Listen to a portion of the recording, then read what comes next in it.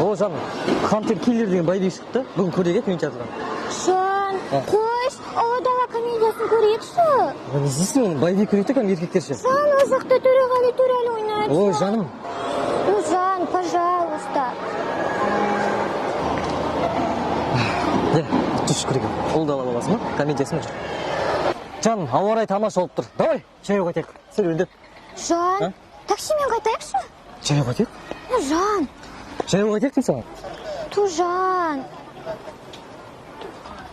Жарайды, жүрші. Такси! Так, қызды қайтардым, мен өзім айтпасам. Такси! Братан, 200 тасбөгетке апара қойшы, өтініш қалтамда тиын қалмады басқа. Жаяу бар, жынды ма? Братан. Ой, кет деймін. Я қумай, давай, кет. Братан. Кет. Қалай істеп еді?